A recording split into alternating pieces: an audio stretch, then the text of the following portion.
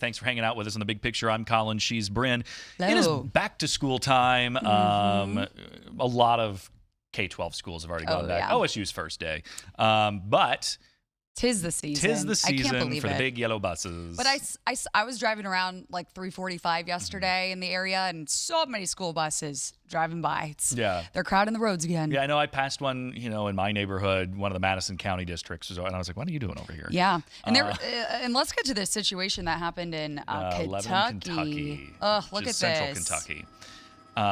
It was this, and this is also a K-8, or an elementary school bus. Right. This wasn't middle or high school kids. This was firmly elementary kids. 28 students were on board when that overturned. The driver and 8 students, they were hospitalized, and then some parents took about five other students to the hospital. But I mean, it shows how easy things can escalate can quickly. Go sideways. I mean, obviously we had that crash in Clark County from a couple years ago that led to the death of a student from the Dayton area. So, talking about bus safety and what drivers just need to be reminded of when you're coming across one, because I mean, I've been there before where they put out the stop sign to stop and people just go around, and you're not supposed to do that. So joining us right now, we have Morgan Dean with AAA. Hi there. Thank you so much for joining us today. Good morning. Good to see you all. Hi. Okay. So overall, obviously there's going to be more buses on the roads right now. What is the number one reminder you think drivers need to know? I think the big reminder for drivers is to change that mindset. We're not in summertime anymore. We're not looking at those open roads without school buses on them. We've got kids at bus stops. We've got school buses on the road. We've got inexperienced drivers driving to school. We've got kids in crosswalks around school zones. And we've got parent drop-off lines that may stretch out onto main roadways and other roadways out there. So there's a lot of different transportation challenges that have popped up overnight. So just get in that mindset, slow down, be focused, distraction-free, and on the lookout for the small ones, and give them that space that they need to be safe, especially around those bus stops and especially around those stopped school buses. And we know that during, especially during the school year, that it's that period between 7 and 8 a.m. that is like the most lethal, especially for school-age pedestrians. What is it about those morning hours that are so dangerous? We have drivers getting on the road, headed out for their morning rush hour, trying to get to work. The unfortunate thing with neighborhoods, a lot of drivers see stop signs in neighborhoods as a yield sign and roll through them. And that can be that very deadly moment where a child is about to cross into that street. So that's part of the reminder. We just have a lot more traffic on the road, kids trying to get to school, and more opportunities during those time periods. A big reminder to drivers and a recommendation: if you're uncomfortable during those times, you don't like those backups, they start to get you upset or a little bit agitated behind the wheel, leave beforehand or wait out those time periods and go afterwards, and take all that stress off the table before the day even starts. And like we just kind of talked about earlier, we know that when you see the flashing red lights to stop sign near a bus, stop. Do not go past it. But what other mistakes do Ohio drivers make when it comes to school buses? I think it's a part of it's not being focused when they see them out there. And if you see one school bus out there, there's a very good chance that there could be others around there.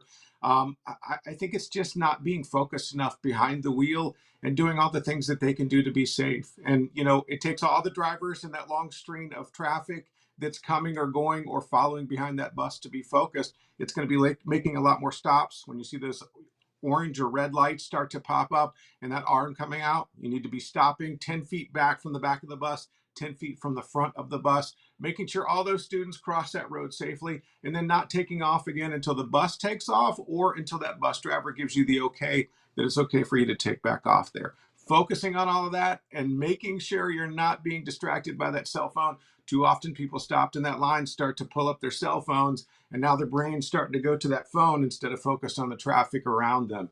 And that can cause some of those problems. And you mentioned those cell phones and distracted driving, and we often talk about that statistic of, looking at your phone for a second, going 60 miles an hour, you cover however many football fields it is. But that's also a big key factor at those slower neighborhood speeds as well. Still taking your eye off to focus on that phone, you've covered a lot of distance. Uh, the one we always like to throw out there for people to think about is looking away from the roadway for more than 2 seconds doubles your risk of being in a crash. But think about it in a roadway. What can be happening in a neighborhood?